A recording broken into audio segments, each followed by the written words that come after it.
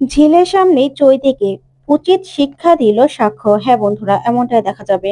তাই সম্পূর্ণ জানতে ভিডিওটিতে লাইক দিয়ে চ্যানেলটি সাবস্ক্রাইব করে দেখতে থাকুন। গল্পের শুরুতে দেখা যাবে সাক্ষর মা সাক্ষ্যকে বলে, দেখছিস না তোর বাবা কেমন করে কথা বলছে, তাহলে তো এসব কথাগুলো আসবেই। তখন চৈতি বলে, আসলে আন্টি আঙ্কেল এমন ভাবে কথা বলছে না যে ঝিল ওই বাড়ির পুত্রবধূ, তাই ঝিলকে ওই বাড়িতে নিয়ে যাওয়া হবে, কিন্তু এটা তো ঠিক নয় বলো। তাহলে আঙ্কেল কেন এরকম ভাবে কথা বলবে? তখন তো ঝিল শুনে কাঁদতে থাকে, খুব কষ্ট পায়। তখনই চৈতি আরো অনেকগুলো কথা শোনাতে থাকে। তখন সাক্ষর বাবা বলে, শোনো, তোমাকে এত কথা বলতে এখানে কেউ বলেনি, বুঝতে পেরেছো? আর মেয়েটা এখন অসুস্থ, তাই এসব কথাগুলো না এখন বলার কোনো মানেই হয় না, এসব তুলতেও চাই না। ও অসুস্থ বলেই ও এখন আমাদের বাড়িতে যাবে, আর সেটা নিয়ে আমি অন্য কারো মুখ থেকে কোনো কথা শুনতে চাই না। তখন তো এই কথা শুনে চৈতি চমকে যায়।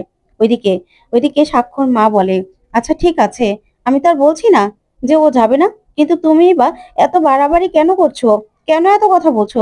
তখনই সাক্ষর বাবা বলে, শোনো, তুমি না একদম বাড়াবাড়ি করবে না। তখনই ঝিল বলে, বড়বাবু। তখনই সাক্ষর বাবা বলে, হ্যাঁ মা বল। তখন ঝিল বলে, আমি না বাড়িতে চলে যেতে চাই, আমাদের বাড়িতে। আমি এখানে আর থাকতে চাই না। তখনই সাক্ষর বাবা বলে, সেটা তো পরে দেখা যাবে, তুই এখানে তোকে থাকতে হবে তো। তখন সাক্ষ্য বলে, শোনো ঝিল, তোমাকে আরো কয়েকদিন এখানেই থাকতে হবে, একদম কথা বলবে না, তুমি কবে যাবে সেটা আমি ঠিক করব। তখন ঝিল বলে, না এখানে থাকলেই না আরো আরো সমস্যা বাড়বে, সেটা আমি চাই না। আমার জন্য এত কথা হোক আমি চাই না, আমি বাড়িতে চলে যেতে চাই। বাড়িতে গিয়েই আমি ঠিক সুস্থ হয়ে যাব। আর তাছাড়া আমি তো বলেছি যে আমি ডিভোর্স দিয়ে দেব আপনাকে। তাহলে তখন সাক্ষ্য বলে, শোনো ঝিল, তুমি কি করবে না করবে সেটা আমি ঠিক করব, তুমি না একদম এই নিয়ে একদম বাড়াবাড়ি করবে না। তখনই সাক্ষর মা বলে, আচ্ছা ঝিল, থাক না, কদিন এখানে থেকে নে, তারপরে তো তুই বাড়ি যাবি, তাই না? তাহলে এত কথা কেন বলছিস? তখন ঝিল বলে, মামিমা, আমি না তোমাদের বাড়ির কথা বলছি না, আমি আমার বাড়ির কথা বলছি, আমি সেখানেই যাব, আমি অন্য কোথাও যাব না। তখন সাক্ষর বাবা আর মা চমকে যায়। তখনই দেখা যাবে ঝিলের মা বলে, হ্যাঁ, আমাদের মেয়েকে আমরা বাড়ি নিয়ে যাব। তখন ঝিল বলে, আর তাছাড়া আমি তো বলেছি যে আমি ডিভোর্সটা দিয়ে দেব, তাই এগুলো নিয়ে না তোমাদের চিন্তা করতে হবে না। ওইদিকে ঝিলের মা বলে, হ্যাঁ, আমার মেয়ে যখন কথা দিয়েছে, তাহলে আমার মেয়ে কথা রাখবে। আর তাছাড়া আমার মেয়েকে আমরা যত্ন আত্তি করতে পারবো, তোমাদের সেই নিয়ে ভাবতে হবে না। তখন ঝিল বলে, হ্যাঁ, আমি বাড়িতে চলে যেতে চাই, আমি না এখানে আর থাকতে চাই না। আর বস্তির মানুষের জোড়াজুড়িতে সেদিন যে বিয়েটা হয়েছিল, আমি তো কথা দিয়েছি যে আমি ডিভোর্স লেটারে সই করে দেব, ডিভোর্সটা দিয়ে দেব। ওইদিকে চৈতি এই কথা শুনে খুব খুশি হয়ে যায়। তখন সাক্ষর মাও খুশি হয়ে বলে, আমি জানি ঝিল, তুই খুব বুদ্ধিমতী, তুই ঠিক নিজের কথা রাখবি, সেই জন্য তো তোর উপর আমার এত ভরসা। তখন এই কথাতে সাক্ষর বাবা বলে, তুমি যদি মেয়েটাকে দেখতে এসে থাকো তাহলে দেখা হয়ে গেছে তো, এখন চলে যাও। এসব কথাগুলো না এখানে বলার কোনো মানে হয় না, পরেও তো এসব ব্যাপার নিয়ে কথা বলা যাবে, তাই তো? মেয়েটা এখন অসুস্থ, তাহলে এসব কথাগুলো কেন বলছো বলো তো? ও না হয় ও না হয় বলছে, তার জন্য তোমাদের এসব কথাগুলো তুলতে হবে? আর তাছাড়া ঝিল আর সাক্ষ্য কি করবে, এটা একান্তই ওদের পার্সোনালি ব্যাপার, ওদের ব্যাপারে তোমাদের ঢুকতে বারণ করেছি না, তোমরা কেন সব ব্যাপারে ঢুকছো? তখনই সাক্ষ্য বলে, হ্যাঁ মা, আমিও তোমাকে বলে দিচ্ছি। আর আমি আর ঝিল যে ডিসিশনটা নেব সেটা আমরা দুজন মিলেই নেব, আমাদের ডিসিশন আমরা নিতে পারি। তোমরা প্লিজ আমাদের কথার মাঝখানে একদম ঢুকবে না, জীবনটা তো আমাদের, তাই আমরাই কি ডিসিশন নেব আমরা ঠিক করব। তাই ঝিল আর আমি নিজেদের ব্যক্তিগত ব্যাপারে কারো কোনো রকম কোনো কথা শুনতে চাই না। তখনই ঝিল এই কথাগুলো শুনে চোখ দিয়ে জল পড়তে থাকে। তখন সাক্ষ্য বলে, ঝিল, তুমি এখানে থাকবে, আর এসব নিয়ে না পরেও ভাবা যাবে, তোমাকে এসব নিয়ে একদম ভাবতে হবে না। তখন তো চৈতি এই কথাগুলো শুনে রাগে একদম ফেটে যায় যেন। তখনই দেখা যাবে সাক্ষ্যর দিকে তাকিয়ে থাকে ঝিল আর মনে মনে বলে, কেন আপনি এরকম করছেন? আপনার সঙ্গে আমার তো ডিভোর্সটা হয়ে যাওয়ারই কথা ছিল, তাহলে কেন আমার এত কষ্ট হচ্ছে? আপনিই বা কেন আটকাচ্ছেন? এটাই তো আমাদের আমাদের কথা ছিল, আমি তো আপনাকে কথা দিয়েছি। তখনই সাক্ষ্য মনে মনে বলে, সব কথা সবসময় রাখা যায় না ঝিল, কখন কি হবে কেউ বলতে পারবে না। তারপর দেখা যাবে কদিন পরেই ঝিল রেডি হয়ে যায় বাড়িতে যাওয়ার জন্য। তখন সাক্ষ্য আসে, এসে বলে, কটা দিন আমাদের বাড়িতে গিয়ে তো থাকতে পারতে ঝিল। তখন ঝিল বলে, না, আমি ওই বাড়িতে যেতে চাই না, আমি আমাদের বাড়িতেই যাব, আর তাছাড়া ওখানেই তো আমাকে যেতে হবে। তখন সাক্ষ্য বলে, হ্যাঁ যেতে হবে, কিন্তু আমাদের বাড়িতে থাকলে ভালো হতো না, তোমার যত্ন আত্তি করতেও সুবিধা হতো। তখন ঝিল বলে, কেন? আপনার এত কিসের চিন্তা? আর তাছাড়া হ্যাঁ, আপনার অপারেশন করার কাজ ছিল, আপনি অপারেশন করে দিয়েছেন। এবার এবার তো আমাকে আমার বাড়িতেই যেতে হবে, তাই না? পরে হলেও তো যেতে হবে। তাহলে যেটা আমার বাড়ি সেখান তো যাবোই আমি। তখন সাক্ষ্য বলে, "হ্যাঁ, যাবে তো। কিন্তু তারপরেও অন্তত ৭ দিন, ৭ দিন তো আমাদের বাড়িতে থাকতে পারতে।" তখন ঝিল বলে, "না, না, আমি আমি আমাদের বাড়িতেই ঠিক থাকবো।" তখন সাক্ষ্য বলে, "ঠিক আছে, তোমাকে কিন্তু চেকআপের জন্য এখানে আসতে হবে।" তখন ঝিল বলে, "চলে আসবো। চিন্তা করবেন না। এখানে এসে আমি চেকআপটা করিয়ে নিতে পারবো।" তখন সাক্ষ্য বলে, "কি হয়েছে তোমার? তুমি এরকম ভাবে কথা বলছো কেন ঝিল?" তখন ঝিল বলে, "আমি আর কি বলছি? আমার তো যেতেই হবে, তাই না? বাড়িতে। তাই আপনাকে যে কথাটা আমি দিয়েছি, সেই কথাটাও তো আমাকে রাখতে হবে। তাই এগুলো নিয়ে না আমি আর কিছু বলতে চাই না।" তখনই সাক্ষ্য বলে, "তোমাকে কিন্তু সাবধানে থাকতে হবে ঝিল। এখন কিন্তু গানটাও গাইতে পারবে না।" তখন ঝিল বলে, "জানি তো। যখন বলবেন তখনই না হয় গান গাইবো। আমি কি আর অত কিছু জানি নাকি?" তখনই ঝিল বলে, "আসলে আমরা গরিব মানুষ তো। আপনার আপনার জীবনটা না আপনি সুন্দর করে গুছিয়ে নিন।" তখন সাক্ষ্য বলে, "কি করে?" তখন ঝিল বলে, "আমি তো জানি না। আপনার জীবন কি করে গুছিয়ে নিবেন সেটা তো আপনারাই জানেন। তাই এসব নিয়ে একদম ভাবতে হবে না।" তখনই সাক্ষ্য ঝিলের দিকে তাকিয়ে থাকে। তখন ঝিলকে বলে, "আচ্ছা ঝিল, তোমার অপারেশনের আগে তোমাকে আমি একটা কথা বলেছিলাম। তোমার মনে আছে?" তখন ঝিল বলে, "কোন কথা? আপনি তো আমাকে কত কথাই বলেছিলেন।" তখনই সাক্ষ্য বলে, "অপারেশনের ঠিক একটুখানি আগে তোমাকে আমি একটা কথা বলেছিলাম। মনে আছে তোমার?" তখন ঝিল বলে, "না, আমার কোনো কথা মনে নেই। কি বলেছিলেন?" তখন সাক্ষ্য বলে, "থাক, মনে যখন নেই তাহলে মনে করতে হবে না।"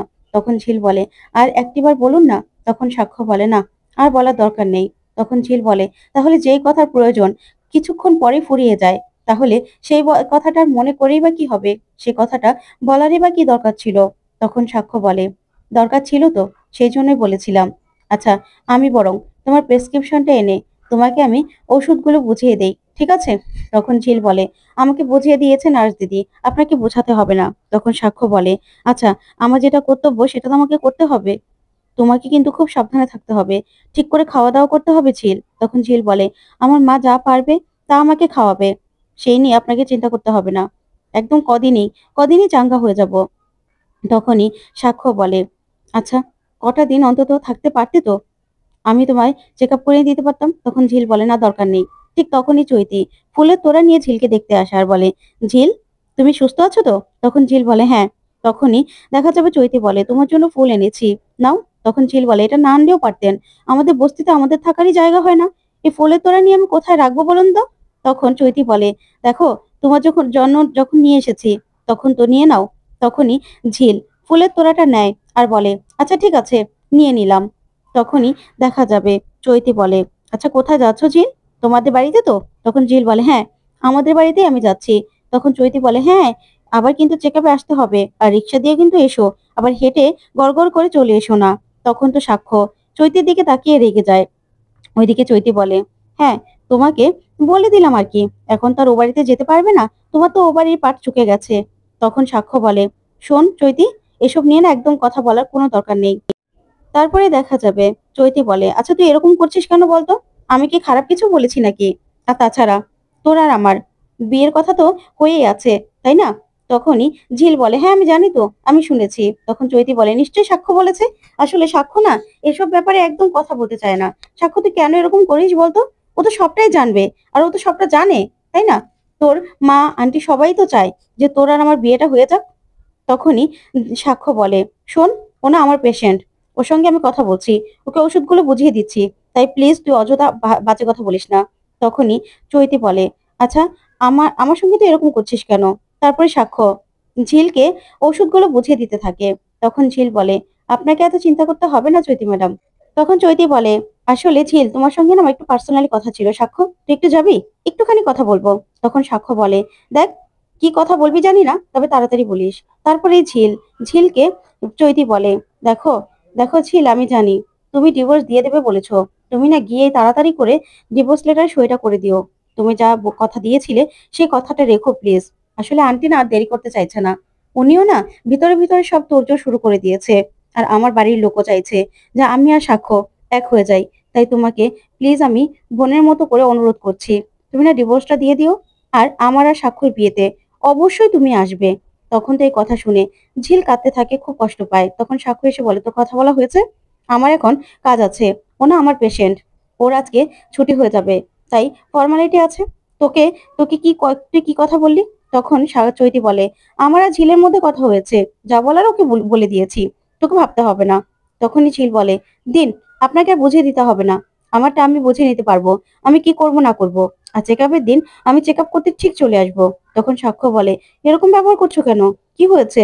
তখনই ঝিলের মা আর বোন চলে আসে, আর সে বলে, ঝিল তুই রেডি হয়ে গেছিস, এখন কেমন আছিস? তখন ঝিল বলে, ভালো আছি।